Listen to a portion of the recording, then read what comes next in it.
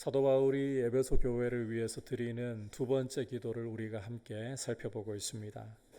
지난 시간 이 두 번째 기도의 도입부를 함께 공부를 하면서 기도의 태도와 대상에 대해서 말씀을 들었습니다. 오늘부터는 이제 기도의 내용 부분을 차례대로 살펴보려고 하는데, 이 바울의 기도는 교회의 영적인 성장과 성숙에 있어 무엇이 가장 중요한 것인가, 무엇을 구해야 할 것인가, 이 부분을 너무나도 잘 보여주고 있습니다. 이제 내용을 차례로 좀 살펴보면서 메시지를 듣는데, 오늘은 첫 번째 강구 부분 함께 귀를 기울이면서 주시는 메시지 듣도록 하겠습니다. 자, 첫 번째 구해야 할 것 한번 따라 합시다. 속 사람을 강건하게 하옵소서. 16절을 함께 다시 한번 보겠습니다. 시작. 그의 영광의 풍성함을 따라 그의 성령으로 말미암아 너희 속사람을 능력으로 강건하게 하시오며. 사도 바울은 에베소 교회를 위해서 두 번째 기도를 드리면서 먼저 속사람을 강건하게 해주시기를, 속사람을 강건하게 해주시기를 구하고 있습니다. 일반적으로 사람들은 외모를 먼저 보려는 경향을 가지고 있습니다. 오죽하면 위대한 선지자 중 한 사람이었던 사무엘도 예외가 될 수 없을 정도였으니까요.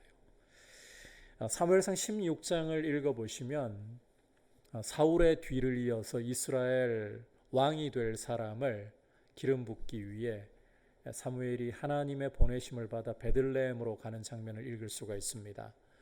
베들레헴에 가서 이새와 그 아들들을 초대해서 왕의 후보를 보는데, 처음에 이 장자였던 이새의 장자였던 엘리압이 오는 것을 보고는 사무엘이 속으로 용모와 신장이 너무 뛰어나니까, 이 사람이야말로 하나님이 택해서 기름 부으실 왕으로 선택하실 사람이구나.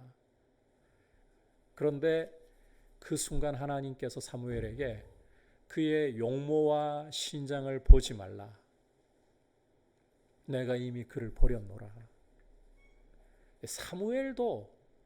사무엘조차도 사람을 볼 때 먼저 용모와 신장을 보는, 외적인 것을 보는 실수를 저질렀다라는 겁니다. 그만큼 사람은 이 외모를 먼저 보고 외모를 중요하게 여기는 경향을 가지고 있게 마련입니다. 하지만 정말 중요한 것은 속 사람입니다. 좀 이해하기 쉽게 말씀을 드리자면 사람의 내면, 사람의 마음이야말로 어떤 것보다도 중요한 것입니다. 따라서 바울은 에베소 교회를 위해서, 에베소 교회의 영적인 성장과 성숙을 위해서 기도하면서 어떤 것보다도 우선적으로, 어떤 것보다도 먼저 속 사람이 강건하게 되기를 구하고 있는 것입니다. 앞서 말씀드렸지만 사람은 이 외모를 먼저 봐요. 이걸 피할 수가 없어요. 그래서 우리가 사회생활을 하려고 하면 외적인 요소를 가꾸지 않을 수는 없습니다. 직장에 취업하기 위해서 실력을 갖추어야 되고, 직장 내에서도 경쟁력을 가지기 위해서는 부지런히 이 스펙을 쌓아 올릴 필요가 있습니다. 이걸 부정해서는 안 돼요. 문제는 그리스도인들마저도 외적인 것에 너무 집중한 나머지 정작 중요하고 우선이 되어야 할 이 내면의 사람, 속 사람을 잊어버리고 내버려 두는 경우가 종종 있다는 것입니다. 여러분, 더 많은 기회를 얻을 수 있도록 부지런히 실력도 쌓으십시오. 하지만 진짜 나의 모습은 나의 외적인 모습이 아니라 내 내면의 모습, 내 마음의 모습이라는 것을 잊어버리지 말고 어떤 것보다도 이 내면을 가꾸기를, 내면을 강건하게 하기를 힘쓸 수 있기를 축복합니다. 그게 아름다운 모습인 거예요. 다시 강조하지만 성도에게서 가장 중요하고 가장 우선순위에 있어야 할 것은 속 사람이 강건하게 되는 것이다. 우리의 내면이, 우리의 마음이 강건하게 되는 것이다. 여러분, 인생의 진짜 위기는 속 사람이 강건하지 못함으로 오는 것입니다. 우리에게 이 고난이 찾아오고 역경이 찾아온다고 해서 그것이 우리 인생을 진짜 위기에 빠뜨리는 게 아니에요. 이와 같은 것들은 고통을 더해줄 수는 있습니다. 그러나 그 자체로 우리를 위기에 빠뜨리는 것은 아니라는 점을 분명하게 새기셔야 돼요. 문제는 우리가 그걸 어떻게 대하느냐, 우리 자신의 모습이라는 거예요. 속 사람이 강건하지 못하다면 우리는 이 위기가 찾아올 때에 그 위기 앞에서 낙담하게 되고 좌절하게 되고 원망으로 세월을 허송해 버릴 수가 있게 됩니다. 이게 진짜 위기인 겁니다. 다시 강조하지만 고난이나 역경이 그 자체로 위기가 아니라 그것을 낙담하고 좌절하고 원망하면서 주저앉아 버리는 나의 내면의 모습, 이게 진짜 위기라는 거예요. 유혹과 시험의 문제도 마찬가지입니다. 유혹을 만나고 시험을 당할 때에 이 속 사람이 강건하다면 유혹에도 불구하고 거부하려고 하고 하나님이 기뻐하시는 선택을 하려고 합니다. 하지만 속 사람이 강건하지 못하다면 돈과 성공을 따라가게 되고 하나님이 기뻐하지 않으셔도 하나님을 경외하는 것이 아니어도 쉽사리 선택을 해버릴 수가 있습니다. 결국 속 사람의 문제라는 거예요. 속 사람이 강건한 것이 어떤 것보다도 중요한 문제라는 것입니다. 따라서 잠언 4장 23절에서는 속 사람의 중요성을, 우리 마음의 중요성을 이렇게 말씀을 하고 있습니다. 함께 한 목소리로 잠언 4장 23장 읽도록 하겠습니다. 시작. 모든 지킬 만한 것 중에 더욱 내 마음을 지키라. 생명의 근원이 이에서 남이니라. 자, 우리의 마음을, 우리의 속 사람을 지키라고 하는 중요한 이유가 뭐라고 말씀합니까? 생명의 근원이 이에서 남이라. 우리 마음에서부터, 속 사람에서부터 생명이 나기 때문이다. 계속해서 잠언 23장 7절에도 귀를 기울여 보도록 하겠습니다. 같이 읽겠습니다. 대저 그 마음의 생각이 어떠하면 그 위인도 그란즉. 여러분, 우리의 위인, 우리의 됨됨이는 우리 외적인 모습이 결정하는 게 아닙니다. 외적으로 아무리 실력을 쌓고 스펙을 쌓고 남들이 다 알아준다 해도 그게 우리의 위인이 아니라는 거예요. 우리의 진짜 위인은, 우리의 진짜 됨됨이는 내면의 모습이라는 것입니다. 그만큼 우리 마음이 우리를 결정하는 중요한 요소라는 거예요. 이걸 달리 좀 표현하자면 우리 속 사람이라는 것은, 우리 마음이라는 것은 우리 인생을 제어할 수 있는 컨트롤 타워와 같은 것이고, 따라서 이 마음이 어떤 모습으로 있느냐에 따라서 인생이 바뀔 수밖에 없다. 그 정도로 우리 내면은, 속 사람은 중요한 것입니다. 따라서 이렇게 마음이 중요하기 때문에 마귀가 노린다면 무엇을 노리겠습니까? 우리의 속 사람을 노리는 거예요. 여러분, 마귀는 우리를 공격할 때에 그냥 대충 잽 이렇게 날려보지 않습니다. 치명적인 곳을 노렸다가 그대로 공격을 합니다. 우리 마음을 노리는 거예요.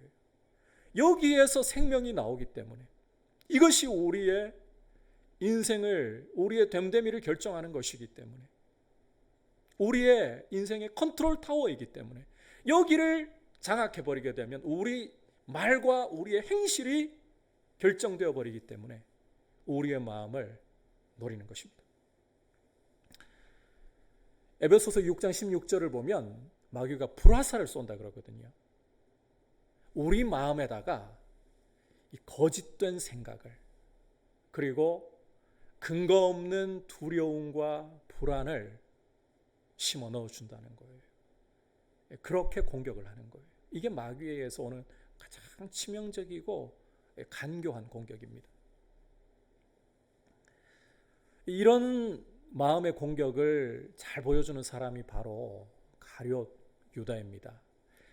요한복음 13장을 보시면 예수님께서 십자가를 앞에 두시고 제자들과 함께 만찬을 나누시는 장면을 보여주고 있는데, 그 가운데서 요한이 가룟 유다의 모습을 이렇게 묘사를 하고 있어요. 우리 요한복음 13장 2절 한 목소리로 보도록 하겠습니다. 시작. 마귀가 벌써 시몬의 아들 가룟 유다의 마음에 예수를 팔려는 생각을 넣었더라. 자, 여기 말씀을 잘 보시면 마귀가 가룟 유다의 어디에다가?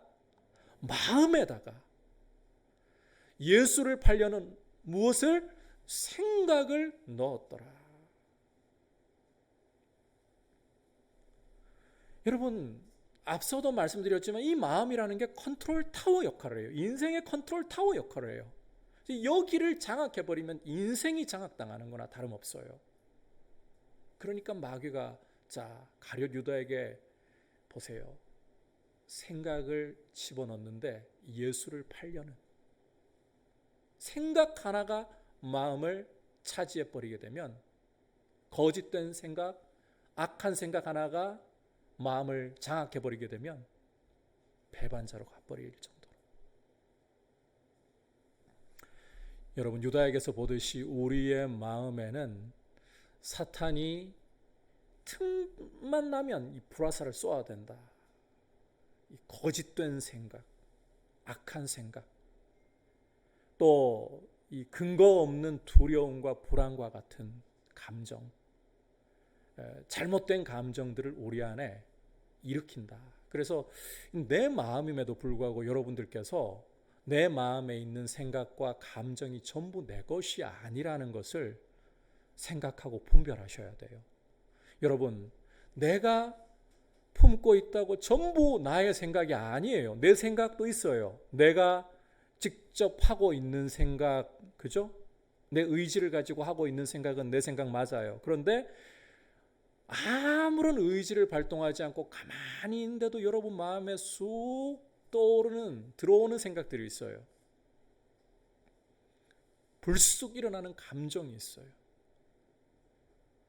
이러한 것들을 여러분들께서 다 내 것이라고 여기지 말고 말씀의 빛 가운데, 그래서 이 마귀의 불화살은 에베소서 6장 16절을 보면 믿음의 방패로 말씀의 빛으로 검증을 해가지고 이것이 팩트인가, 사실인가, 진리인가, 거짓인가 살피셔야 되는 거예요.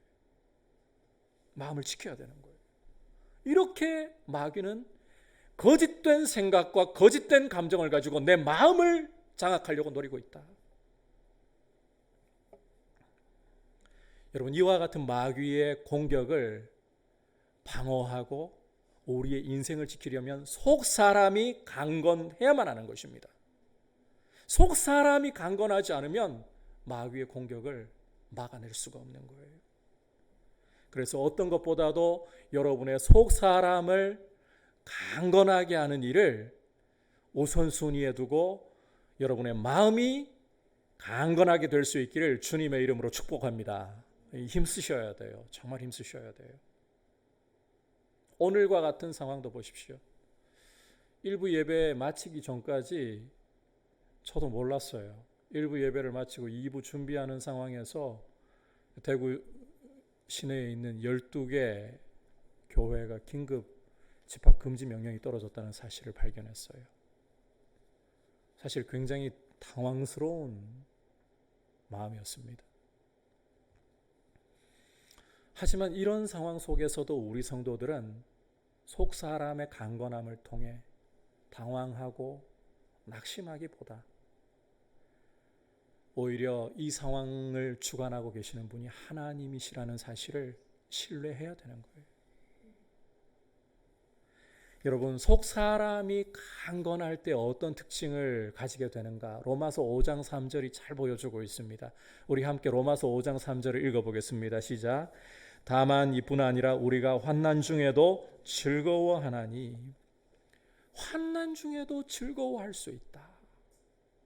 이걸 좀 우리가 이해하기 좋은 표현으로 바꾸자면 어떤 상황이 와도 주를 바라볼 줄 안다는 거예요. 어떤 상황 속에서도 주님을 바라본다. 이 주님을 바라본다는 것은 하나님의 이 말씀을 굳세게 붙들고 말씀의 인내로 견뎌 나갈 줄 안다는 것입니다. 따라서 속 사람이 강건한 사람들은 상황이 어떻게 흘러간다 할지라도 여전히 하나님을 바라보면서 하나님을 예배할 줄 알고 하나님을 찬양할 줄 아는 모습으로 서 있고자 한다는 거예요. 이런 모습을 가진 사람을 가리켜서 시편 1편에서는 시냇가에 심은 나무와 같다라고 비유를 합니다. 우리말은 이 자연적으로 생성된 시냇가처럼 보이지만 히브리 원문에 쓰인 단어를 보면 시냇가라는 것은 사람이 이게 가뭄이 와도 물이 흘러갈 수 있도록 만들어 놓은 관계수로를 가리키는 거예요. 관계수로 옆에서 물이 끊어지지 않는 곳에서 뿌리를 받고 있는 나무는 아무리 태양이 뜨겁게 자결하고 강하게 빛을 내리쬐다 해도 다 들어가지 않습니다. 아무리 태양이 거센 고난을 주어도 다 들어가지 않습니다. 시절을 쫓아 열매를 맺습니다. 잎사귀가 마르지 않고 청청합니다. 하나님을 바라볼 줄 아는 사람은 이런 시냇가에 심은 나무와 같다는 거예요. 그래서 시편 1편에서는 이런 사람을 가리켜서 형통한 사람이라. 돈이 많고 성공을 거두어서 형통한 게 아니라 어떤 상황이 와도 변함없이 주를 바라보고 주와 동행하기 때문에 형통하다.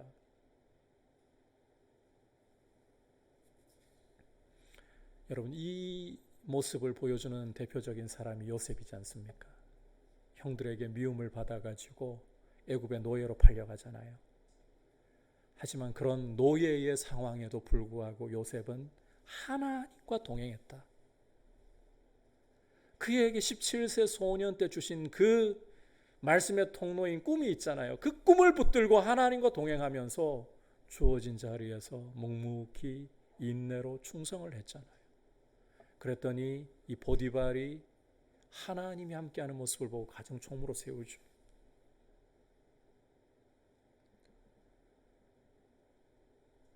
요셉은 여기서 그치지 않고 또 환난을 하나 당하죠. 보디발 아내의 유혹을 거절했다가 죄수로 감옥에 떨어지잖아요. 하지만 그 상황 속에서 요셉은 좌절하고 낭망하기보다 말씀과 함께 하나님과 함께 동행하면서 주어진 감옥살이에서 최선을 다했습니다. 그랬더니 간수가 하나님이 함께 하시는 것을 보고 감옥 사무의 제반을 다 맡겨주잖아요. 여기서 끝납니까? 아니죠. 하나님이 때가 되니까요, 감옥에 처박혀 있는 아무도 기억해 주지 않는 히브리 사람, 노예로 팔려온 죄수, 이 사람을 일약 애굽의 총리의 자리로 올리셔서, 자, 이런 사람이 총리의 자리에 올라가니까 보세요.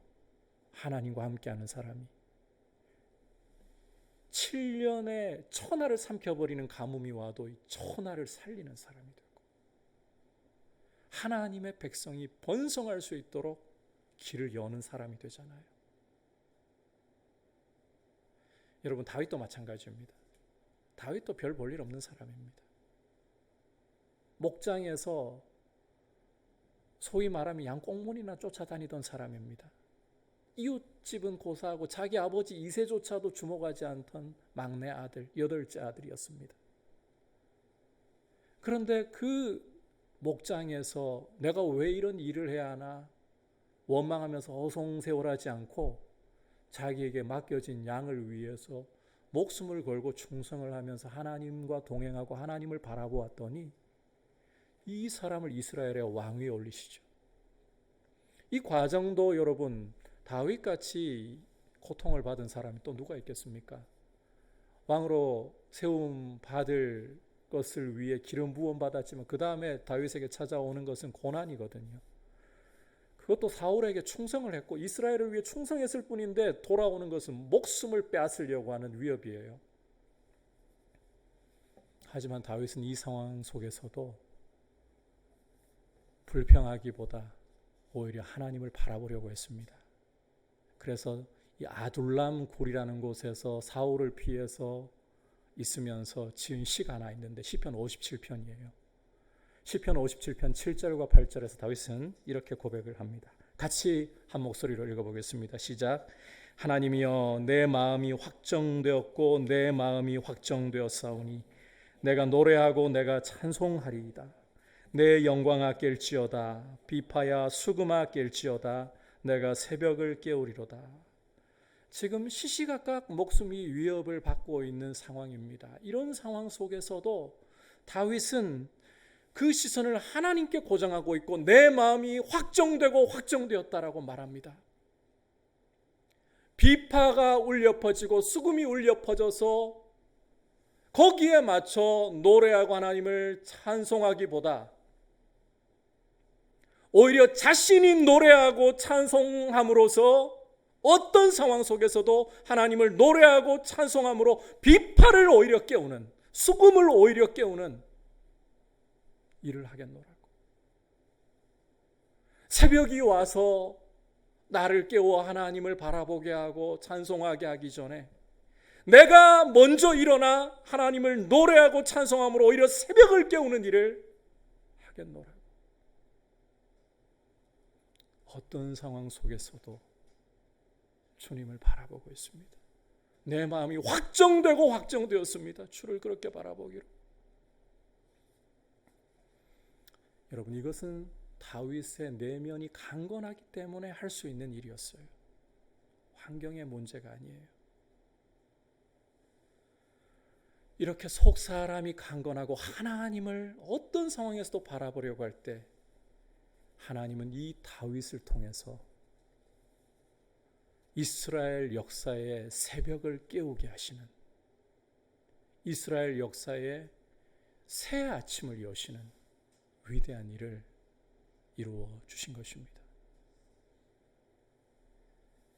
여러분, 속 사람의 강건함이 이렇게 중요한 거예요. 진짜 하나님의 나라를 세우고 사람들에게 생명이 흘러가는 통로가 되는 사람들은 제가 단언하건대 외적인 실력으로 하는 것이 아닙니다. 속 사람의 강건함을 하는 것입니다. 생명이 흘러가는 하나님 나라가 이루어지는 속 사람이 강건한 사람이 이 통로가 되는 것입니다. 그러므로 여러분, 속 사람이 강건할 수 있기를 주님의 이름으로 축복합니다. 속 사람의 강건함을 사모하시기를 바랍니다. 자, 그렇다면 이제 이 속 사람을 어떻게 강건하게 할 것인가? 다시 한번 16절 끝부분을 보시면 속 사람을 능력으로 강건하게 하시오며 라고 간구를 하고 있습니다. 우리 속 사람, 우리 마음은 능력으로만 강건하게 된다는 거예요. 이 능력은 세상이 줄 수 있는 능력이, 세상이 알고 있는 능력이 아닙니다. 자, 16절 전반부를 보시면 그의 성령으로 말미암아라고 말씀을 하고 있습니다. 우리 속 사람을 강건하게 하는 이 능력은 성령이 주시는 능력이에요. 위로부터 오는 능력이라는 말입니다. 따라서 속 사람이 강건하려면 따라합시다. 성령 충만해야 합니다. 성령 충만해야 되는 거예요. 요즘 우리 한국 교회에서 이 말이 많이 줄어들었어요. 시대적인 흐름에 교회가 쫓아가기도 급급하다 보니까 성령 충만을 요즘 많이 이야기하지 않는 것 같아요. 그런데 어떤 것보다 교회가 시대를 불문하고 속 사람이 강건하게 되어서 생명이 흐르게 되는 통로가 되려면 성령 충만해야 됩니다. 여러분, 이 부분이 너무너무 중요하니까 제가 뒤에 5장 18절 가서 이 부분 다룰 거예요. 그렇지만 이 부분을 조금만 더 말씀드릴게요. 우선 성령 충만을 우리가 이해할 때에 오해를 좀 걷어내야 됩니다. 성령 충만이라고 하면 은사주의에 속해 있는 분들은 그런 이야기를 해요. 방언이 터져야 되고 성령이 충만하면 예언이 터져 나와야 되고 귀신을 쫓아내고 병 고치는 능력이 임해야 된다. 그런데 성경을 여러분이 읽어보시면 성령 충만의 표지로서 이걸 말하는 곳이 없어요. 실제로 없어요.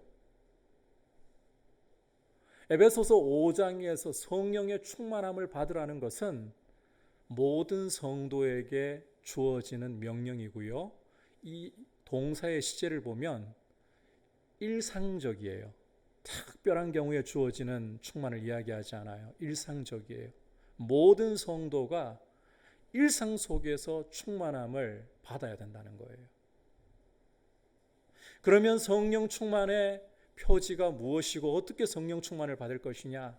여러분, 성령 충만의 표지는 따라합시다. 순종입니다. 순종이에요, 순종. 예수 그리스도의 주 되심 앞에 나를 굴복시키고 주님이 뭐라고 말씀을 주시든지 그것이 주님의 말씀이라면 내가 이해되지 않아도 사람들이 아니라고 해도 주님이 말씀하시면 이유는 단지 하나 그것뿐입니다. 주님이 말씀하시면 말씀하시는 분이 주님이시기 때문에 예라고 하는 것입니다. 때로는 우리 인생길에서 낭떠러지 앞에 설 때가 있습니다. 그럴 때에 주님이 발을 내디뎌라. 거기에 길이 있다고 하시면 청길 낭떠러지 같은 인생의 위기가 있어도 예 주님하고 발을 딛는 것입니다. 태도예요. 성령 충만은 예라고 하는 태도로서 나타내는 거예요. 은사나 능력은 성령 충만하지 않아도 필요하면 부어질 수가 있어요. 복음을 위해 주님이 그 이름을 나타내시기 위해 필요하면 능력, 은사 부어주실 수 있어요. 성령 충만하지 않아도 방언합니다. 왜 못해요? 그런데 예수 그리스도의 주되심 앞에 그리스도의 말씀 앞에 예라고 하는 것은 성령 충만하지 않으면 못해요. 예라고 말씀드림으로 성령 충만을 받고 성령 충만하다면 예라고 말씀하는 거예요. 선순환이 이루어지는 거예요. 이런 성령의 충만함을 받기 위해서 여러분, 이 일상적인 충만입니다. 이 일상적인 충만을 받기 위해서 우리에게 반드시 있어야 할 두 가지 요소는 첫 번째 회개입니다. 우리 안에 자아의 고집과 완고함과 더러움을 십자가의 보혈 앞에 내어놓고 회개해야 되는 거예요. 우리의 자아가 살아있으면 성령님은 정말 온유하고 부드러우신 분이십니다. 우리 안에 거하시면서도 우리를 강압하지 않으십니다. 굉장히 온유하신 분입니다. 내 자아의 고집과 내 자아의 욕심을 십자가에 못 박고 회개를 해야 되는 거예요. 그리고 주님이 말씀하신다면 저는 순종하겠습니다. 그럴 때에 여러분 성령 충만이 오는 줄 믿습니다. 와요. 감정에 뭔가 위대한 변화가 일어나고 뭔가 외적인 변화가 일어나고 그게 성령 충만이라고 생각하면 안 돼요. 주님이 나에게 말씀하시면 어떤 상황 속에서도 이해라고 할 수 있는가, 이걸로 표지를 삼으셔야 돼요. 이 이야기를 드리면 좀 이해가 낫지 않으시겠나 싶어요. 여러분, 우리 예수님 이 땅에서 항상 성령 충만하셨죠? 동의하십니까? 아니라고 하시면 문제가 있는 거예요. 십자가 지로 골고다로 올라가실 때도 성령 충만하셨죠? 그 말씀이 없어가지고 모르겠는데요 하실 거예요? 성령 충만하셨어요. 그런데 여러분, 예수님이 겟세마네 골고다로 가시기 전에 겟세마네에서의 모습부터 한번 보십시오. 기도하실 때 감정이 어떠셨나요? 당신의 입으로 이런 말씀하셨잖아요. 내 마음이 심히 고민하여 죽게 되었으니. 여러분, 성령 충만하면 항상 얼굴에 그 웃음이 깃들어 있어야 된다라고 생각하시면 안 돼요. 슬플 때는 울 줄 알아야 되고 기쁠 때는 웃을 수 있는 것이고. 그리고 이 생각을 한번 해보십시오. 예수님이 당신이 달리실 그 십자가를 치고 골고다로 올라갈 때 웃으면서 걸어가셨겠어요? 고통 속에 걸어가셨죠. 그러니까 이 마음이 참 슬퍼할 만한 일을 당한 사람이 울고 있을 때 그러면 성령 충만한가? 이건 어이없는 이야기예요. 그런 감정 가지고 성령 충만 이야기하면 안 된다는 거예요. 어떤 상황 속에서도 눈물이 터져 나오는 상황 속에서도 주님이시니 내가 순종하겠습니다.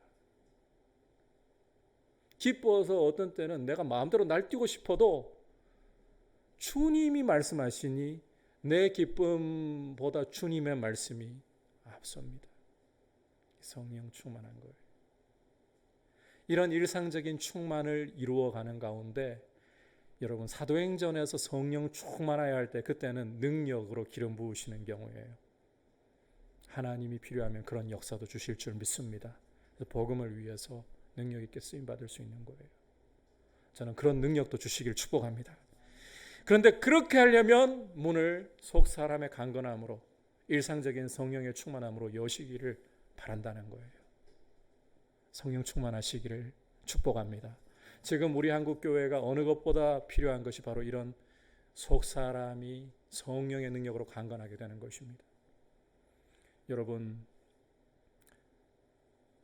오늘 중에라도 혹시 비대면으로 전환된다는 발표가 나올지도 모르겠습니다. 그것조차 지금 이상하지 않을 정도로 대구의 상황이 어렵습니다. 영신교회 위임식에 참여했던 분들 통해서도 이게 확산이 좀 되었을 가능성이 있는 것 같아요. 그래서 12개 교회가 집합 금지 명령까지 내려졌습니다. 하지만 이런 상황에서도 우리는 하나님 아버지께서 이 모든 상황을 통제하고 계시고 다스리고 계신다는 이 시선 안 잃어버렸으면 좋겠습니다. 그리고 이 상황이 교회를 무너뜨리는 거 아니라는 것도 우리가 신뢰했으면 좋겠습니다. 이 일을 하고 주장하시는 분은 하나님이시고 하나님은 교회를 세우시는 분이지 결코 무너뜨리시는 분이 아니십니다. 진정한 교회는 무너지지 않습니다. 진정한 주님의 교회는 무너지지 않습니다. 그러하기에 오히려 이런 제약이 오는 상황 속에서도 성령 충만함으로 속 사람이 강건해지고 그 가운데에 우리가 하나님의 생명이 흘러가는 통로로 쓰임받는 역사를 경험할 수 있기를 축복합니다. 그리고 성령 충만을 구할 때 여러분 마지막으로 이 사실을 기억하십시오. 16절 머릿부분을 보시면 그의 영광의 풍성함을 따라라고 말씀하고 있습니다. 하나님은 영광과 지혜와 능력이 풍성하신 분이고 조금도 부족함이 없는 분이십니다. 우리 속 사람을 강건하게 하도록 성령으로 능력을 주실 때 째째한 분이 아니십니다. 구하라 주실 것이요 찾으라 찾을 것이요 문을 두드리라 너희에게 열릴 것이니 구하는 이마다 받을 것이요 찾는 이가 찾아낼 것이요 문을 두드리는 이에게 열릴 것이니라. 너희 중에 아비 된 자 누가 자식이 생선을 달라고 할 때 뱀을 주고 알을 달라고 할 때 전갈을 주겠느냐? 너희가 악할지라도 자식에게는 좋은 것으로 줄 줄 알거든. 따라합시다. 하물며 너희 하늘 아버지께서 구하는 자에게 성령을 주시지 않겠느냐? 구할 때에 당신의 풍성한 가운데에서 우리 아버지가 되어주시잖아요. 우리가 하나님을 선택하기 전에 하나님이 우리 아버지가 되어주셨잖아요. 이 아버지는 풍성하신 분입니다. 무엇보다 아버지의 뜻을 따라 성령 충만을 구할 때 왜 안 주시겠습니까? 이 확신 가운데 성령 충만한, 그래서 교회를 통해 하나님의 생명이 흘러가는 다윗과 같은 그런 역사들이 모양은 달라도 얼마든지 일어날 수 있습니다. 성경은 살아있는 하나님의 말씀입니다. 이런 생명이 흘러가고 역사가 일어나는 그런 통로들로 쓰임받을 수 있기를 축복합니다.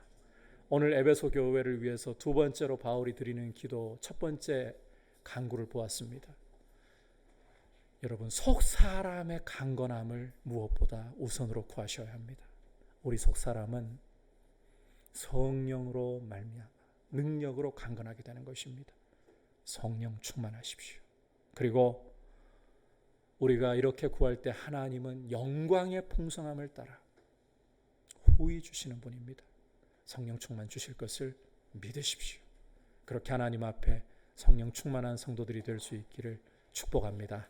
이제 말씀을 생각하면서 오늘은 다윗이 아둘람굴에서 드렸던 고백을 가지고 찬양 드리겠습니다. 모든 상황 속에서 같이 고백 드리겠습니다.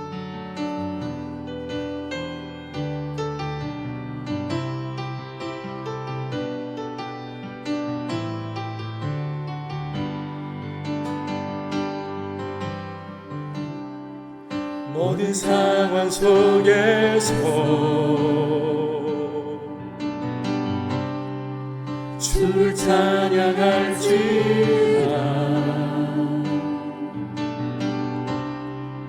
주는 너의 큰 상급 큰 도움이시라. 주의 얼굴 구할 때 주의 얼굴 구할 때 주의 영을 부으셔서 주의 영을 부으사 크신 사랑 안에서 크신 사랑 안에서 주님을 보게 하옵소서.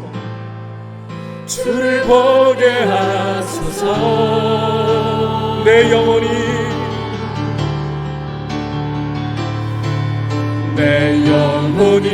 확정되고 확정되어 사오니 믿음에 눈들어 주를 바라봅니다. 내 영혼이 확정되고 확정되어 사오니 믿음에 눈들어 주를 바라봅니다. 모든 상황 속에서 모든 상황 속에서 주를 찬양할지라. 주는 나의 큰 상급 주는 나의 큰 상급 큰 도움이시라. 주님의 얼굴을 구할 때에 주의 얼굴 구할 때 주님의 영을 부어주셔서 주의 영을 부으사 크신 사랑 안에서 크신 사랑 안에서 주님을 바라보게 하옵소서. 주를 보게 하소서. 내 영혼이 확정되었습니다. 내 영혼이 확정되고 확정되어 사오니 믿음에 눈들어 주를 바라봅니다. 내 영혼이 확정되고 확정되어 사오니 믿음에 눈들어 주를 바라봅니다. 내 영혼이 확정되었습니다. 내 영혼이 확정되고 확정되어 사오니 믿음에 눈들어 주를 바라봅니다. 내 영혼이 확정되고 확정되어 사오니 믿음에 눈들어 주를 바라보 주를 찬양할 때 주의 나라 이미 임했네.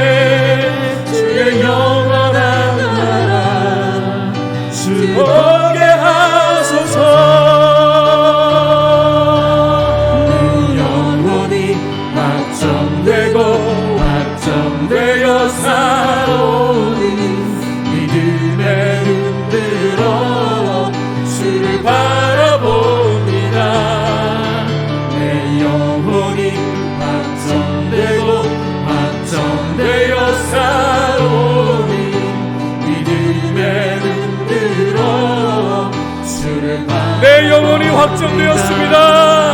내 영혼이 확정되고 확정되어 사오니 믿음에 흔들어 주를 바라봅니다. 내 영혼이 확정되고 확정되어 사오니 믿음에 흔들어 주를 바라봅니다. 내 영혼이 확정되고 확정되어 사오니 믿음에 흔들어 주를 바라봅니다. 내 영혼이 확정되고 확정되어 사오니 믿음에 흔들어 주를 바라봅니다. 함께 기도할 때에 주님, 속 사람이 강건하게 하옵소서. 어떤 상황이 올지라도 모든 상황 가운데서 주를 바라볼 수 있도록 주님, 내 마음이 다윗의 고백처럼 확정되고 확정되며 주님을 노래하고 찬송하기로 확정되고 확정되게 하시고 성령으로 내 속사람을 강건하게 하시도록 충만케 나를 다스려 주셔서 내 안에 더러운 죄악, 내 안에 추함들을 버리고 주님 말씀 앞에 예라고 대답할 수 있는 모습 되게 하셔서 생명의 통로가 되게 하여 주옵소서. 같이 합심해서 기도하겠습니다. 하나님 아버지, 감사합니다. 오늘 말씀을 통해서 어떤 것보다도 우리 삶에 중요한 것이 속사람이라는 것을 보았습니다. 마귀가 인생의 컨트롤 타워 역할을 하는 이 마음을 장악하기 위해서 끊임없이 불화살로 우리 마음을 노리고 있고, 우리 마음 가운데 거짓된 생각이라는, 거짓된 감정이라는 이와 같은 유혹을 가지고서 아버지 우리를 계속해서 공격합니다. 아버지, 우리가 말씀의 빛 가운데에서 이 말씀의 방패를 가지고서 악한 자의 불화살을 막아내면서 무엇보다도 주님, 우리 안에 더러운 죄악들을, 우리 안에 거짓되고 우리 안에 교만하고 우리 안에 완고하고 추한 죄악들을 아버지 십자가 앞에 철저히 내어버리고 철저히 못 박아버리고, 주님의 말씀이라면 어떠한 말씀을 하시든지 해라고 대답할 수 있도록 아버지 우리의 상식과 우리의 생각을 뛰어넘어서 말씀 앞에서는 무엇이든지 간에 예라고 대답할 수 있도록 은혜를 주셔서 주님 바라보게 하여 주시고 성령으로 충만하게 하여 주시고, 아버지 하나님, 우리의 삶을 통하여서 하나님의 생명을 나가는 통로가 될 수 있도록 은혜를 주시옵소서. 우리 한국교회를 불쌍히 여겨주시옵소서. 우리 한국교회가 다시 한번 성령의 충만함으로 성령의 능력으로 일어날 수 있도록, 무장될 수 있도록 돌보셔서 이 땅을 하나님의 나라가 임하는 아버지 그런 통로로 우리 한국교회 세워주시고 사용하여 주시옵소서. 오 주님, 붙들어 주시옵소서. 성령의 충만함을 주시옵소서. 모든 상황 속에서 주를 찬양할지, 자리에서 일어나서 고백드리겠습니다. 주는 나의 큰 산이, 큰 도움이십니다.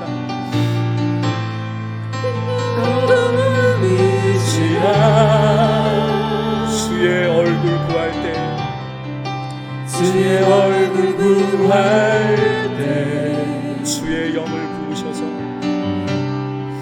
주의 영을 부으사 크신 사랑 안에서, 크신 사랑 안에서 주님을 보게 하옵소서. 주를 보게 하소서. 내 영혼이 확정되고 확정되었습니다. 내 영혼이 확정되고 확정되어 사오니 믿음에 흔들어 주를 바라봅니다. 내 영혼이 확정되고 확정되어 사오니 믿음에 흔들어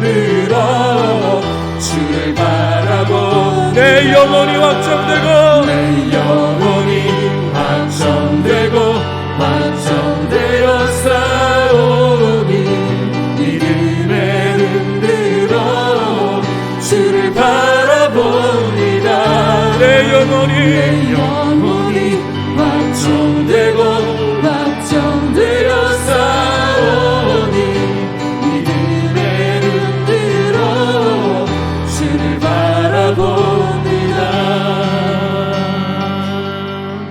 내 영혼이 확정되고 확정되어 싸우니 믿음에 흔들어 주를 바라봅니다.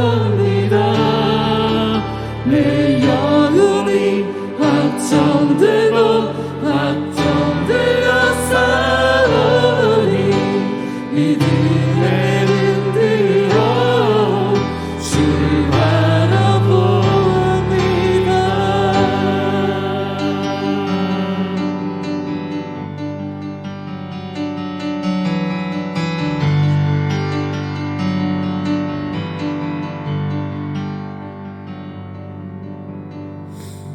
주님, 우리의 영혼이 다윗의 고백처럼 확정되고 확정되었습니다.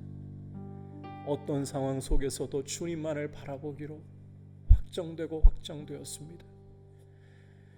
찬양 소리가 울려 퍼지기 전에 내가 먼저 주님을 노래하고 찬양하며 새벽이 깨우기 전에 내가 먼저 주님을 바라봄으로 오히려 새벽을 깨우겠다고 고백했던 다윗의 고백처럼 어떤 상황 속에서도 주님을 바라볼 수 있도록 성령께서 우리 속사람을 강건하게 하여 주시고 성령으로 충만하게 하셔서 우리의 눈을 들어 주님 바라보는 사람들이 되게 하여 주시옵소서.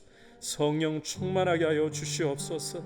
아버지, 성령의 충만함으로 주님의 교회가 생명이 흘러가는 귀한 통로가 되어서 고통받고 있는 이 땅을 다시금 살리는 하나님의 통로가 되도록 아버지, 우리가 작은 교회가 되어 우리의 삶의 자리에서 우리 한국 교회가 그렇게 다시 한번 회복될 수 있도록 다윗을 통해 이스라엘의 새 아침을 여셨던 것처럼 우리 한국 교회를 사용하여 주시옵소서.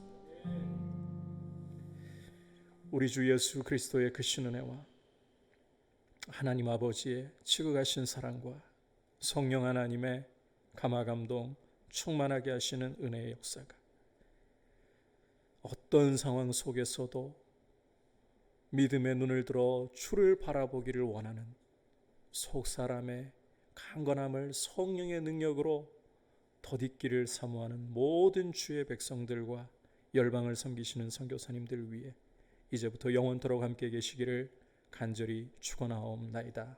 아멘.